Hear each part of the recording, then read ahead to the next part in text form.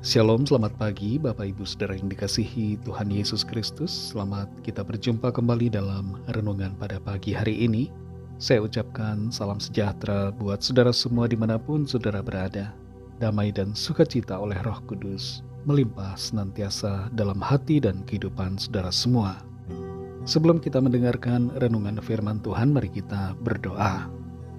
Bapa di sorga, Bapa dalam nama Tuhan Yesus Kristus, kami bersyukur untuk kemurahan-Mu, kembali kami boleh ada saat ini, karena anugerah-Mu dan karena Tuhan punya rencana baik buat kami.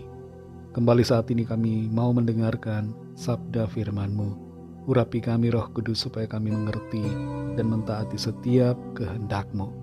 Dalam nama Tuhan Yesus kami berdoa. Haleluya, amin. Saudara yang dikasih Tuhan, ayat firman Tuhan saat ini terdapat dalam kitab Sakaria pasal 7 ayat yang ke-13. Tertulis demikian.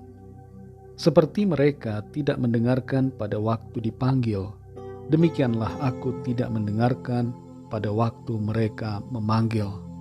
Firman Tuhan semesta alam. Saudara yang dikasih Tuhan, ada begitu banyak macam karakter dari orang-orang yang dipanggil oleh Tuhan.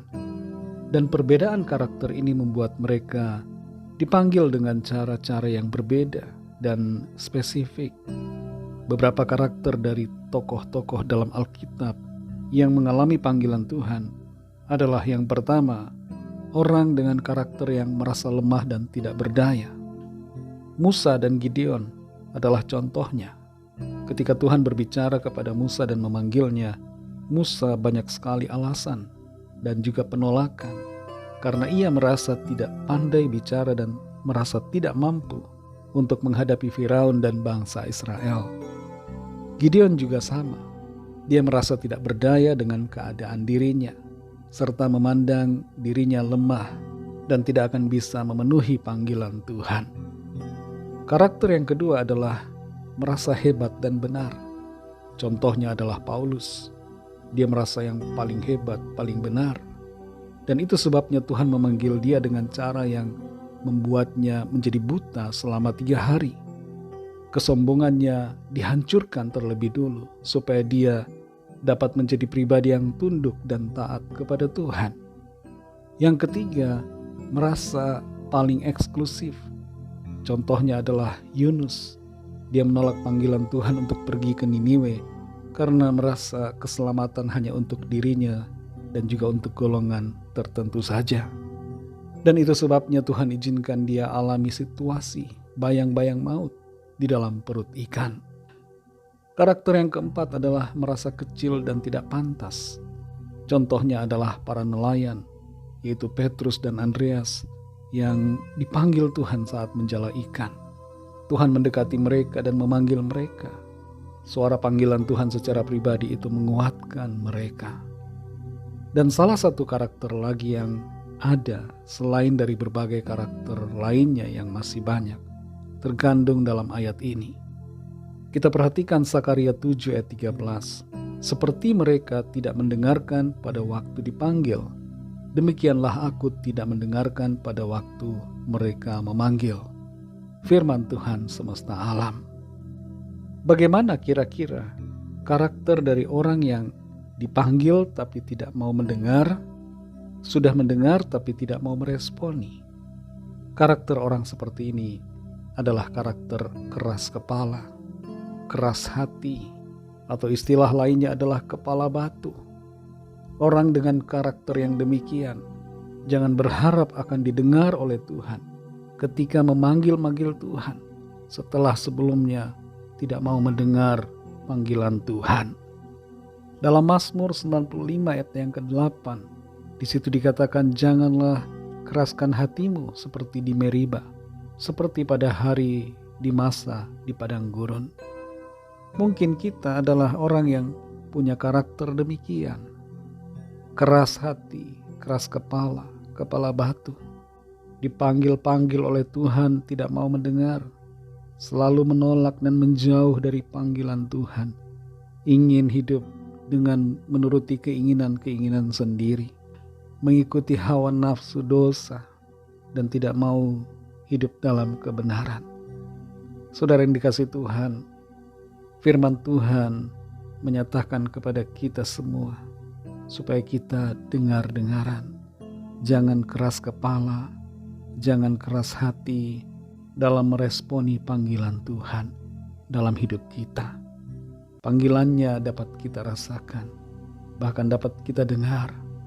Panggilannya itu terus-menerus mengetuk pintu hati kita untuk datang kepadanya.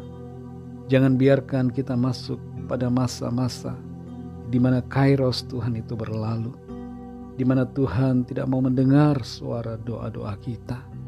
Mari selama Tuhan memanggil kita, selama masih ada waktu kemurahan, di mana Tuhan memberikan panggilannya bagi kita, responi dengan mentaati dan menjalankan panggilannya.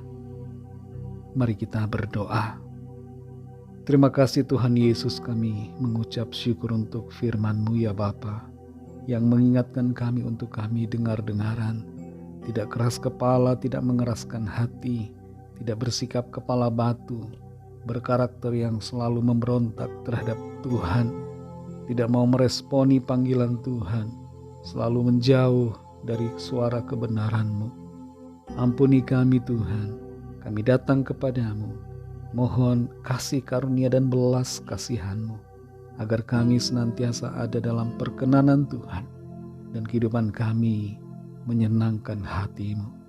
Mampukan kami Tuhan untuk mengerti akan panggilan-Mu atas kami, dan kami mengerjakannya itu dalam sepanjang hidup kami, selama kami ada di bumi ini. Terima kasih Bapa. Berkatilah kami Tuhan di sepanjang hari ini, dalam segala tugas, aktivitas, pekerjaan, dan segala kegiatan yang kami lakukan, dalam studi, dalam pekerjaan, dalam usaha, dalam pelayanan, dan dalam segala hal. Berkatilah kami, jadikan kami berhasil dan berkemenangan dalam segala perkara.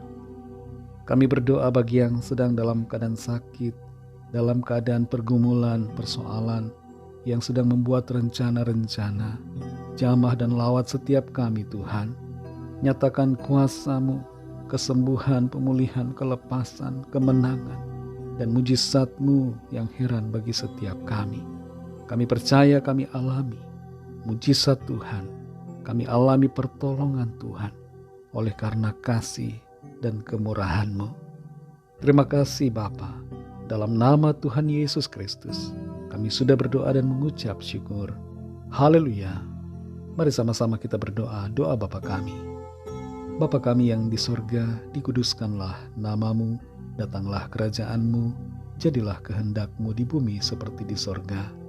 Berikanlah kami pada hari ini makanan kami yang secukupnya, dan ampunilah kami akan kesalahan kami, seperti kami juga mengampuni orang yang bersalah kepada kami. Dan janganlah membawa kami ke dalam pencobaan, tetapi lepaskanlah kami daripada yang jahat, karena Engkaulah yang punya kerajaan, dan kuasa dan kemuliaan sampai selama-lamanya. Amin. Terimalah berkat Tuhan. Tuhan memberkati engkau dan melindungi engkau. Tuhan menyinari engkau dengan wajah-Nya dan memberikan kasih karunia. Tuhan menghadapkan wajah-Nya kepadamu dan memberikan damai sejahtera. Berkat anugerah dari Bapa Surgawi, kasih karunia dari Tuhan Yesus Kristus, dalam persekutuan dengan Roh Kudus, menyertai kita semua sekarang ini dan sampai Maranatha Tuhan Yesus datang kembali, dan bahkan sampai selama-lamanya. Dalam berkat nama Tuhan Yesus Kristus. Haleluya. Amin. Puji Tuhan, saudara yang dikasihi Tuhan, saya percaya firman Tuhan menjadi berkat dan kekuatan buat saudara semua, dan Roh Kudus akan menolong saudara untuk lebih lagi memahami kebenaran firman Tuhan dan hidup dalam kemenangan. Tuhan Yesus memberkati saudara semua. Sampai jumpa dalam renungan yang berikutnya. Haleluya.